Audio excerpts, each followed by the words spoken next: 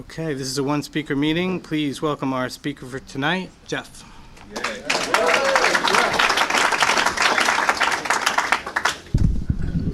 Cool. Thanks. Hi, Jeff Alcoholic. Hi. Thanks, Josh, for asking me to speak. Thanks. I'm a little under the weather. I'm kind of getting over this. I've been praying a lot for this guy in seat 2D on my flight back from New York who coughed about 8 inches from my head for 6 hours. I think I'm past contagion, though. We're all good. Anyway, it's good to be back out here. This is one of the first meetings I came to when I first got sober, and I mean came to.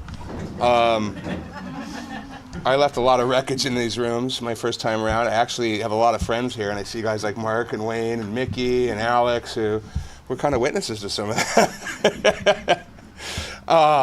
But I love it. When I first came here, there were these big air conditioning or blower things on the ceiling because you could smoke in here, and the coffee pots came through the wall. And I was completely freaked out by this program. It clearly wasn't for me. And I remember being in detox. Well, okay, real quickly, what I was like. My last year of using was I weighed 425 pounds. I had huge open abscesses in my legs. I would wake up dope sick, pound cottons, try not to get cotton fever, get well enough to make it to the methadone clinic, down a couple vodkas, make my way past the cops outside the methadone clinic who I'd fooled because I was shooting up my legs, not my arms. Got to work, sick at work by 1 o'clock, shoot up in the bathroom, sick again by 5, make my way over to Javier's house, where I would do the little monkey dance for Javier, and beg him for another couple grams of dope to stay well until the next morning. And that was my routine. I got my paychecks. I was working as an executive in the record business. I had a really good job, complete double life. I would give my checks to Javier. He would give me a couple $100 to live on. That's how it went.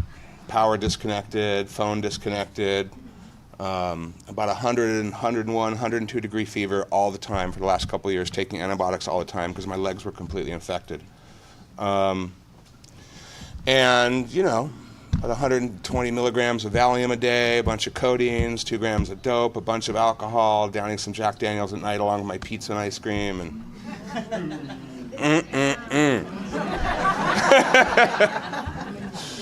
and I always try and share this. Everything I'm saying is my opinion, right? There's no authorities in AA. If there was, I wouldn't be one anyway. My opinion, this is the way I work the program of Alcoholics Anonymous. I mean, there's probably 1,000 ways to do it. I know one way that, I know a couple ways that don't work, and I know one way that does. I always tell the guys I sponsor, I'm like, if you're asking me to sponsor you, presumably you want what I have, and the only way I know to tell you how to get what I have is to do what I did. So I can only tell you my way. It doesn't mean it's the way, it's just my way. So I believe that, I know that there are spiritual principles behind all the steps, because my sponsor made sure that I knew that.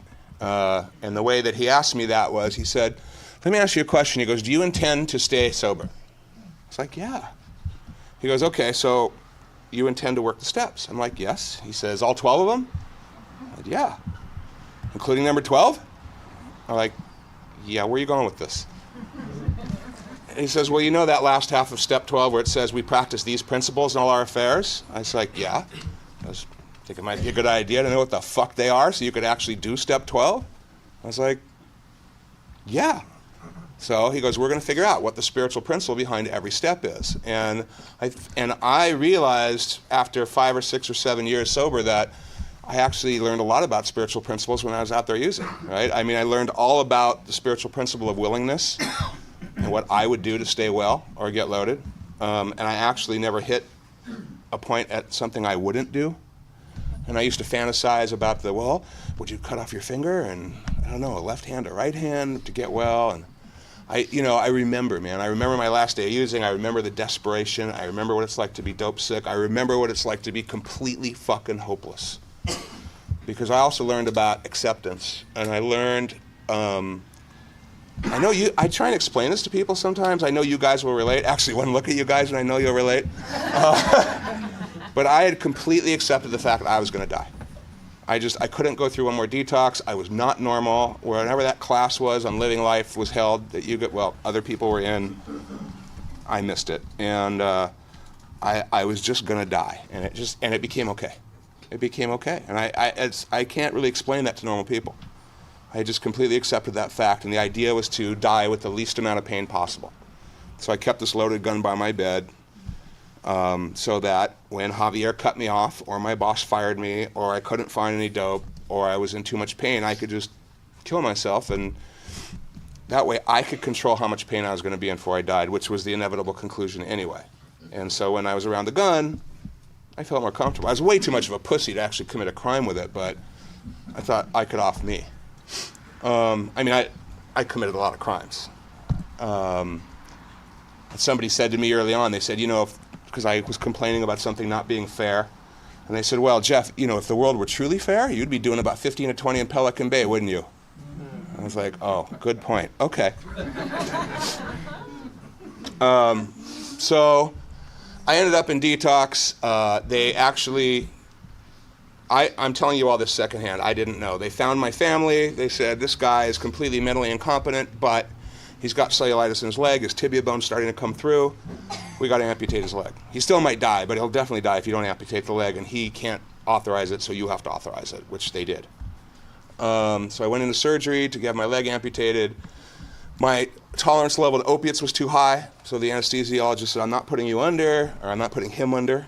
You got to detox him for 7 to 10 days, and then we'll amputate. So into detox for 7 to 10 days, feeling like shit. Back into surgery. Happened to get the same surgeon at Beverly Hills Medical Center who noticed some tissue growth, so he said, let's try some reconstructive surgery first, which they did, saved my leg. Then back into detox, then back in for a skin graft, then back to detox, then back in for a second skin graft, then back to detox, and then finally waking up at Beverly Hills Medical Center with nothing in my system, and I wasn't sick. And it was the most amazing fucking feeling I had ever had. It was like I felt awesome, but completely fragile.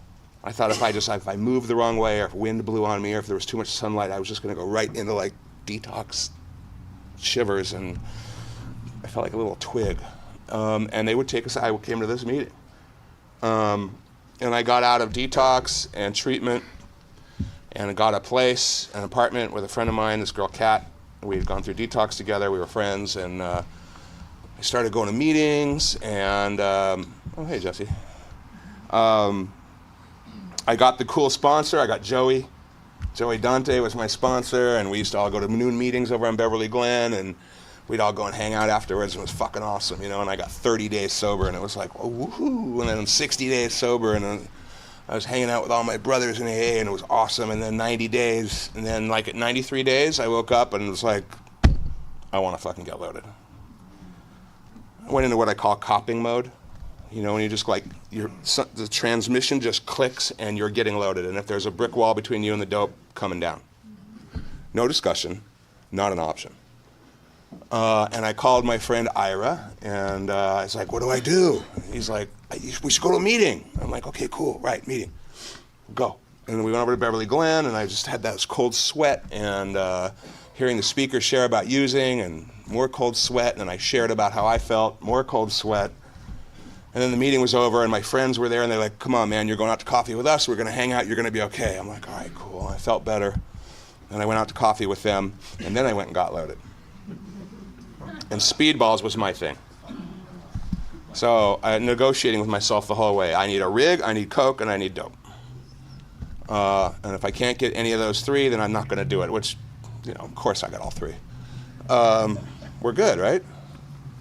I speak up at Wayside Prison every month, and I told those guys something that I found, which is that the shit that we can do, like at 2 a.m. with no money with a dealer we've just burned, makes the titans of corporate America shamed. Clearly, like if we could apply 5% of that willingness and that dope fiend mentality to like career, you will rule the country. I've never seen that kind of willingness and cunning and guile and ability. Anyway, so of course I shot up right in that same leg that had just been surgically saved because I knew there was a vein in there. And by the way, whatever intellect that I have, whatever IQ points I have now, I had then. I don't think I'm any smarter now than I was then. And I knew intellectually, as I was bringing a syringe into this freshly surgically altered leg, this was not a good idea. And I shouldn't be doing this, and it's completely wrong. And why am I doing this? And you're still sober, and plunge. And in and out, and in and out. And then, all right, real quick. Then the Rolling Stones were coming to town. And I had been in the music business, and so all these guys at the Sunday Brotman men's stag meeting asked me if I could get tickets, and this is where I learned what a people pleaser I am. I already knew what a manipulator I was. I said, absolutely. And so one guy said, I want 12 tickets. I'm like, cool. He was an alcoholic too. I said, they're $36 a ticket. They're going on sale in a few weeks. Give me the money. When they go on sale, you'll get them. The next day, I get all these calls from the guys from Brotman going, dude, Rolling Stones, can you get me a pair of tickets? I'm like, absolutely. Can you get me 4? Yes. I'm your man. I'm good. And all of a sudden, I was like in. I used to walk into all these guys. They were like laughing and smiling, and they were like friendly. You were part of that meeting. Remember that, Sunday Brotman? And it was like I felt so apart from, and now all of a sudden I was part of. And I'm waiting for the tickets to go on sale. Then I got loaded again. Except this time I didn't tell anybody because I didn't want to disappoint them. So I'm coming to meetings and sharing loaded and taking chips loaded. I went through all my money, went through all their money. And this was the first time that I realized, and if nobody's experienced this here before, I implore you, just trust me what I'm about to tell you. All of the bullshit and the hyperbole and the scare tactics and the boogeyman shit that I heard from the podiums of AA was true. Okay? Trust me when I tell you, it was fucking true. And I became like this disembodied head watching what was happening to me. And my disease had progressed. I had an oil burner habit back. It was worse than ever before. The shit that I was doing, it was like, it was moving without me. I had no choice. And it was the first times I woke up ODing, and I woke up on the kitchen floor a couple times, and it was happening so quick and just so much worse than it had ever been. And those guys started asking me, like, where's our tickets? And I was like, this is the other spiritual principle I learned when I was out there, which is one day at a time. Right? Because once again, intellectually, if I have some dope, but I have no money, Javier's looking for me with a shotgun, and I don't know where to get any other dope, I'm going to be dope sick in 6 to 7 hours. But right now, I'm all good. Right? Very in the moment. And same principle with these guys. As long as I could come up with a story for them, I was very in the moment. It was all good. Started getting a little shaky, and it got really shaky. And I went to Office Supplies Unlimited on Pico and bought a book of blank vouchers and a little rubber page stamp. And I went to my brother's office and filled them all out and signed them and put a really cool code on there. And I took them to the guys at the men's meeting. I go, okay, here's your voucher for your tickets.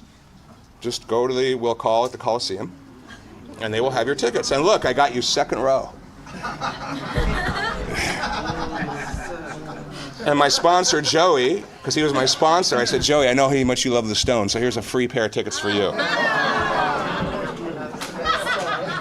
In the moment. In that moment, I was the king. Anyway, shortly thereafter, I ended up at a place I had heard about my entire sobriety. I had heard suggested that I go, and these guys were fucking crazy. There's no way I'm going. There was a place called Impact. Exactly. And I heard all the stories, and I found myself back in detox, and the guy, John Bocanegra, John was great, and he was looking at me and just shaking his head and laughing, and I was like, what? He's like, you're back in blue pajamas, like in detox. Haven't you had enough? I'm like, yeah. He's like, and Joey came in to see me, and he's like, you got to go to Impact. I'm like, you're crazy. And he's like, when you asked me to sponsor you, I asked you if you would go to any length for your recovery, and you said you would. I said, I will. He goes, and I asked you if you were willing to follow direction, and you said you would. I said, I will. He's like, okay, go to Impact. I'm like, no. I thought you're willing to go to any lengths. I was like, I am. I'm just not willing to go to Impact. And John Bocanegra had been a senior counselor at Impact, so he was sitting on my bed, and he's telling me about Impact, and I'm like, I don't know why you're telling me about this. And he's like, well, humor me. Okay. Fine, tell me about Impact. It's like, well, it's a 6 to 9 month program. There's 4 phases. Phase 1, there's no visitors, there's no phone calls. You can't touch money, you can't touch an appliance. You have this dad who takes you around. Phase 2, you got a sponsor, you're in your 4th step. Then you take 12-hour passes. I'm like, whoa, wait, hold on a second. Let's back up 1 minute. Phase 1, no visitors, no phone calls, right? He's like, yeah. I said, okay, I'll go. I'll go, because I figured I got all those guys out there with the Stones vouchers. And if I'm at Impact and there's no visitors or phone calls, they can't get to me. And I would tell you honestly, that is the only reason I went to Impact. That's it. And then in the little vain hope that maybe my parents would get really proud of me and somehow just deliver me a check for being a good guy, which they had never really done previously and didn't do this time, but I don't know. Hope springs eternal. Anyway, that's the only reason I went to Impact. I had no real interest in staying clean. I had no real interest in doing whatever other than just getting through that moment. But I will tell you, I've stayed sober ever since I got there, and I just celebrated 21 years. So what that tells me is it doesn't really matter why you get there. It's just that you're there, right? And what happened was, for me at Impact, is it was probably the first time in my life that I was just so scared shitless that I just shut the fuck up. Like, I got a game, I got an answer, I got an angle for anything, right? I'm sure none of you can relate to that. But I'm good on my feet. And I'm always looking to dance, and with Impact, it was like this guy that checked me into Impact was Louie. And I remember Louie because he had Louie tattooed on the side of his neck. And Louie had 18 years clean and sober, and his first 10 years were inside Folsom, where he was doing a stretch for a bank robbery. I'm like, what the fuck am I going to tell Louie? Like, I'm this fat Jewish record executive sitting there with, anyway. So I just shut up. I shut up, and they scared me. And then around day 4, I had that big moment of clarity. I'm like, oh my God, the Stones concert's in a week. These guys are going to show up. Fuck, it's 18 vouchers. Let's see, it's 18 counts of probably grand theft, definitely fraud. And I went to my caseworker. Oh man, I remember being at Impact, and I said, what is this whole caseworker thing? And they said, well, you're going to get a guy, and he's going to take you through your time at Impact, and he'll be like your counselor. I was like, are they cool? Yeah, these guys are really cool, except for this one guy, Raymond. You don't want to get Raymond. This big, black, angry, never smile motherfucker. So of course, day 3, Jeff Jampol, Raymond May's office. You know Raymond? Do I owe you anything?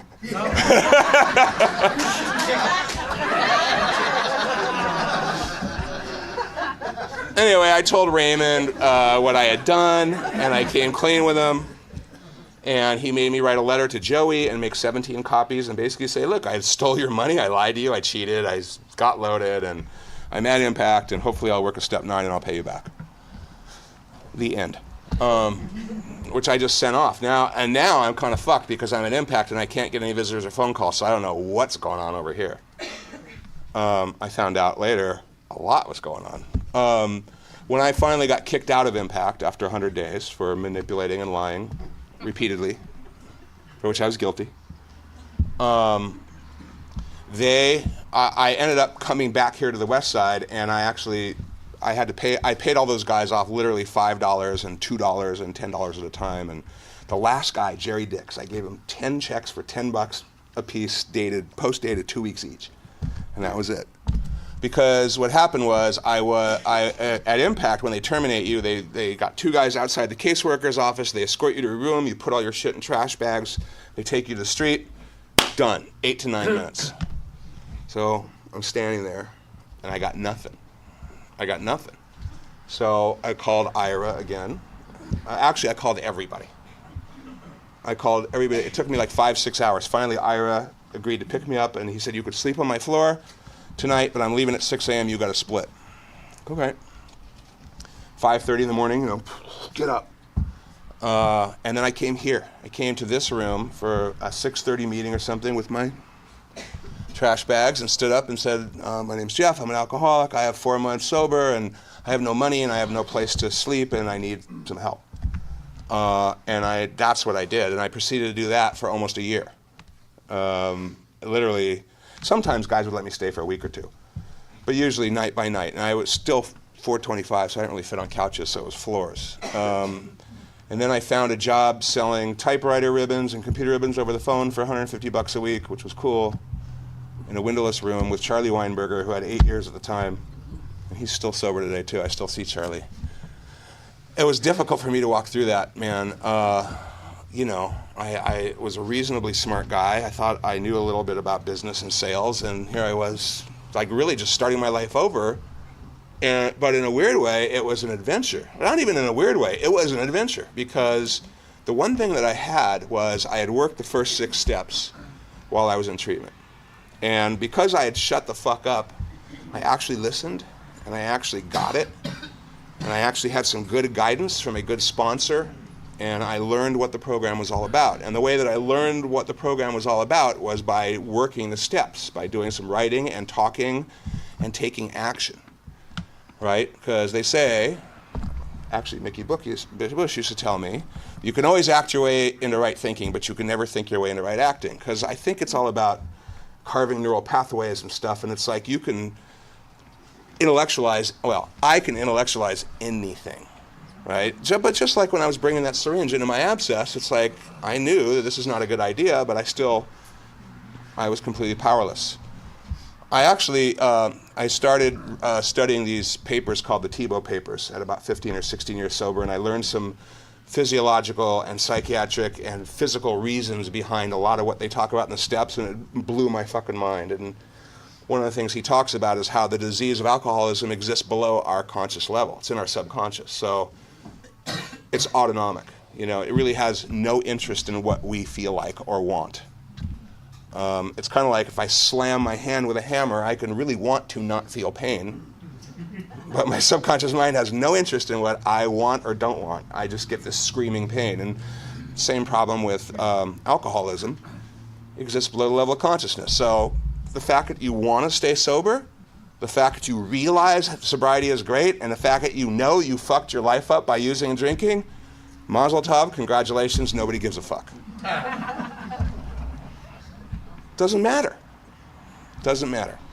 So, and the book talks about how, there will always come a time when we're without mental defense against the first drink. That's what they're referring to, right? I think we enter this weird state of grace or protection through working the steps, and I really got to come face to face with how powerless I really am. Well, we all have. I guess it takes, some are sicker than others. It takes more for some than for others. It took a lot for me. But I got it. I got it. And when I was in treatment, reading the steps on the wall, I remember sitting in my cute blue pajamas in detox and going, all right, wait a minute, we're powerless over alcohol, our lives have become unmanageable. Yeah? Came to believe that a power greater than ourselves, oh fuck, I know where they're going with this. Made a decision to turn our will and our lives over the care of good. There's the word, God. I'm fucked. This isn't going to work for me. Clearly, I know there's no God. I know it. It's all about intellect and rational thought and behavior. It's all about process. It's not about some weird boogeyman and some dude with a white beard and robes. So I guess some of you can be hypnotized into this bullshit, but it's clearly not going to work for me, and I'm fucked. And that's where I got with step 2 and 3. And that, when I read step 3, that really was the point at which I felt super hopeless. Because for a second there, I thought, God, maybe this thing will work.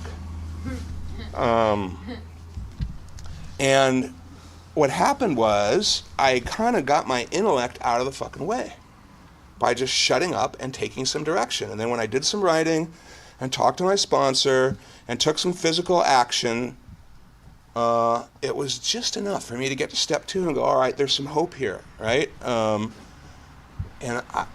Maybe this thing will work. And I guess I'm looking at all you guys right now. Clearly, you should, especially you should be out jacking my stereo or something. I don't know why I'm singling you out. You got a lot of company. And I'd have the screwdriver. I mean, clearly, if you're anything like me, you're not capable of not using or drinking. I'm not capable of not using or drinking. I mean, I drink and use no matter what. It's what I fucking do. And I'm a pro at it. Thank you very much. But we're all here in the same room, not getting loaded right now. We're all sober, presumably. I am. So that was a power greater than me. That was good enough. You know what I mean? I looked at Impact and Raymond, who is completely immune to wit, guile, charm, humor, or intellect. Like, completely. I'd never seen it before in my life. It's like talking to a big black brick wall. And by the way, Raymond, the guy who kicked me out, became my sponsor. He was the guy I asked to sponsor me, and he's still my sponsor today. He's been my sponsor for 20 years. Because he was immune to wit, guile, charm, humor, and intellect, which are all my fucking defenses. And he lives in Carson, and he doesn't know anything about my business, and he's not somebody I mix with, but the guy's fucking awesome, and I love him because he helped me work the steps, and he gave me what I got. I mean, he was the portal, you know what I mean? All these guys, John Bocanegra, Joey Dante, Raymond, Impact, they were all introduced me to AA. They introduced me to the steps. They introduced me to a way that works. And even though those guys are all very different from me, I worked those steps and I had that spiritual experience that they talk about. I had that awakening. I had that change. And it was just enough to do step 2, which got me to step 3. And, you know, I was still very uncomfortable with this whole good thing. But I did it. And Raymond said, you got to get on your knees and pray. I'm like, are you fucking kidding me? I was like, do I look like I'm fucking kidding you? Yeah, I know. Stupid question. I'm sorry, Raymond. And I took the action, right? I took the action. It felt weird. It felt uncomfortable. I don't know what I'm doing. I tried to use the Jew excuse for a while. Didn't really hold much water. By the way, if you're Jewish and I sponsor you, remember, Raymond May was my sponsor and is my sponsor. So, you know, I just took the action. I just fucking did it. The weird thing is, the more sober I got, the less I questioned shit. And it got to a point where Raymond has given me some direction that was actually very, and choose my words carefully, that I really, really, really didn't want to follow and had many good logical reasons not to. But I don't even go there anymore. I just kind of surrender to it. You know, I surrender to this whole process, and I just take the direction. And it always works out, right? So I actually did a 4th step and a 5th step and 6 and 7, 8, 9, all the way through. I've actually done them many times now. I'm always working a step. Right now I'm on step 6. I'm on step 6 85% of the time. Fucking guys just, anyway. Clearly I have some character defects, and I need some help with my willingness. But I would say my willingness is pretty good, and especially for the guys that knew me back then. And I loved what Bonnie, right? Happy birthday. I love what your sponsor told you about you can become the person you were supposed to be here. Because I went on this path that one of the things I did was I made a commitment to recovery. I left the music business. I just said, all right, I can't go back there. I can't do this. I can't do that. I took a job as a classified ad taker at the Culver City News for $250 a week. I opened a checking account with $80. My boss co-signed for me, and I was still sleeping on floors, and I felt like I was rich, and it was great. And I thought, all right, you know, I'll drive a used Kia. I'll have a studio apartment in Culver City or North Hollywood. It'll be fine. I'm sober. I'm good. And it was great. And I had a great time. And I got a place with this guy, Jim Holden, and we rented an apartment on Beverly Glen. It was like $1,100 a month, so we paid $550 each. And he had like 5 days more than I did, and it was awesome. We lived together for like 3.5 years. We had an amazing time. And AA really became the focus of my life. And it became the foundation. And I lucked out in a lot of areas. I mean, I really fucking lucked out in a lot of areas. I know a lot of guys who work the program as well or better than me. I know guys who are as smart or smarter than me. I know guys who work as hard or harder than me. I know guys who are committed as much or more than me. And I've gotten so much more, so I feel really lucky. because I know a lot of people who work as hard as I do and who are as smart as I am or dumb as I am. But by walking through all this stuff, and I was able to avoid some of the pitfalls, and one of the pitfalls I see guys fall into a lot, is that redundant? Is we come here fucking broken, right? And then we're just like completely surrendered, we're hopeless, we're despairing, we got no other choice. It always reminds me of that push-up scene in with Richard Gere in Officer and Gentleman, you know, I got nowhere else to go. And so like, we surrendered to this program, we worked the program, and all of a sudden we started to get this life, and it's great, and it's sparkly. And we get some stuff, you know, and then all of a sudden, you know, it's kind of like this program thing is interfering with our life, and I got this thing, and I got to go here, but this chick, and pretty soon, it's like the thing that gave us our life, we're kind of ignoring because now we have this really great sparkly life. And I've seen a lot of guys crash and burn that way. And so it's like, you remember how I said the only reason I got to Impact was just so those guys couldn't get to me? It's like I found that it really doesn't matter why you do certain things as long as you do them, because you will get the desired result, or at least I have. A lot of what I did, especially in the first 5 or 6 years of my sobriety, was motivated by rote fucking fear. Just fear. I wasn't going to go back there, and I became like this step Nazi.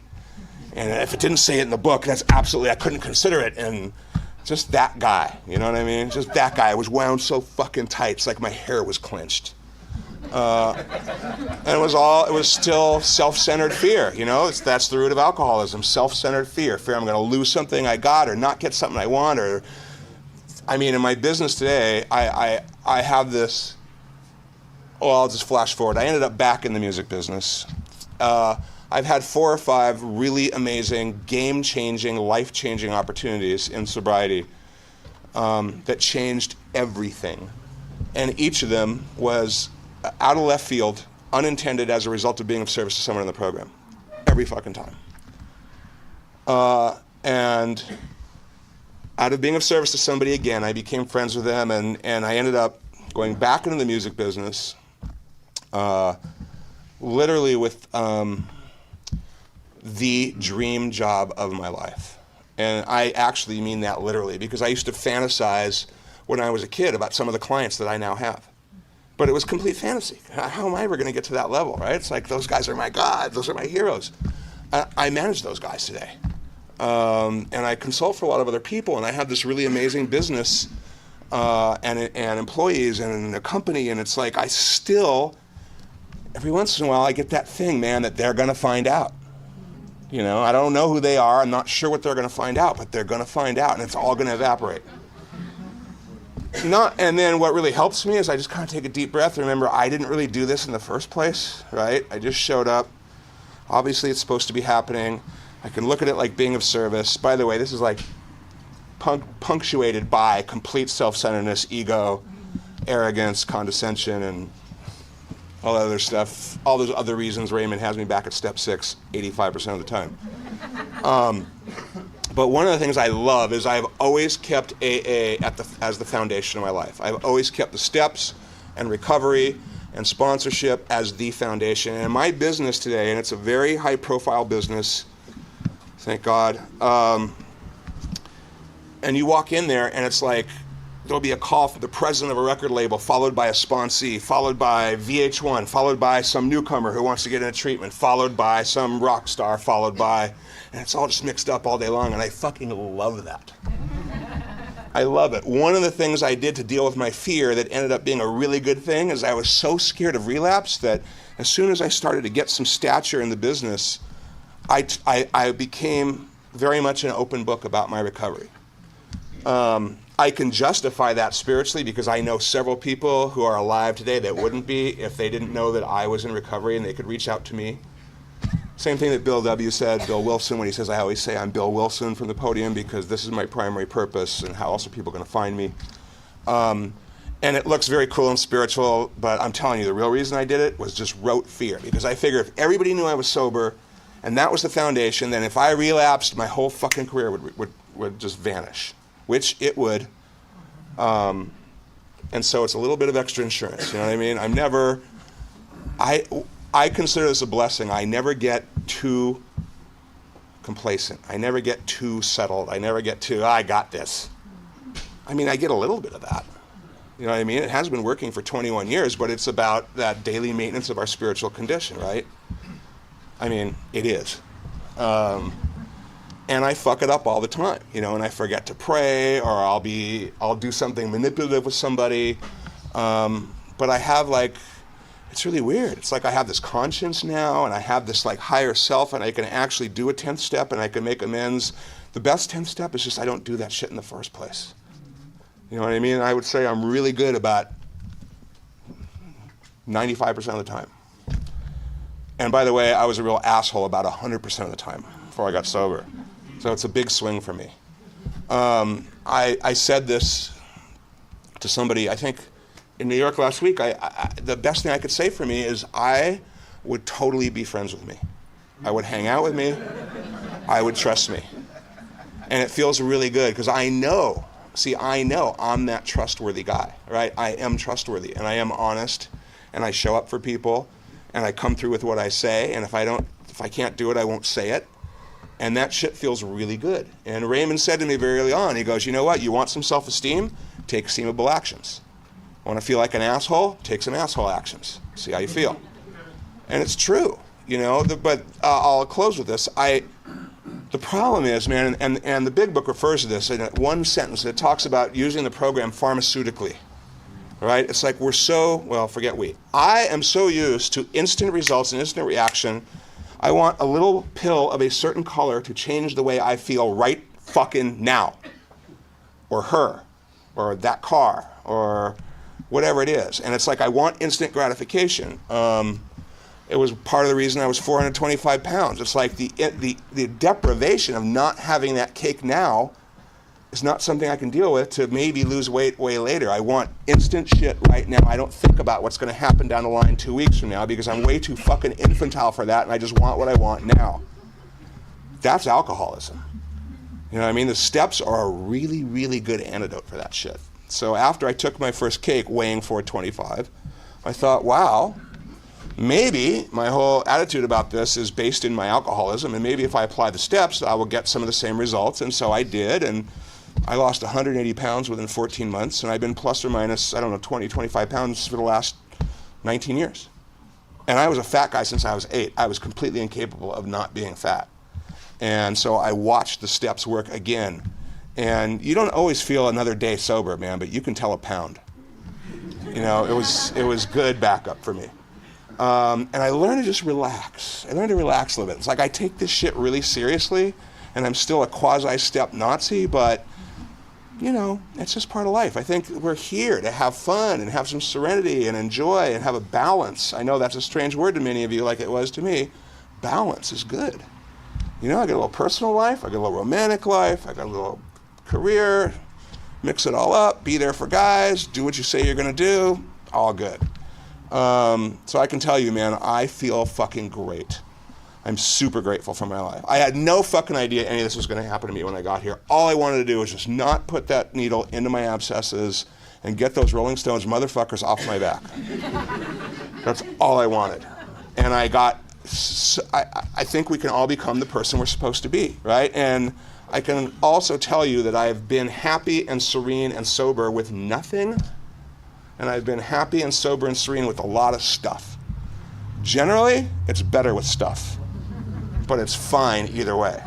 You know what I mean? And I know, once again, for that fear that I have, just the fear, I know that the worst it's ever going to be for me, the worst it's ever going to be is everything blows up, I lose it all, I'll work as a counselor in treatment, I'll have the used Kia, I'll have the studio apartment, but I'll be sober and have 21 years and it'll be fine.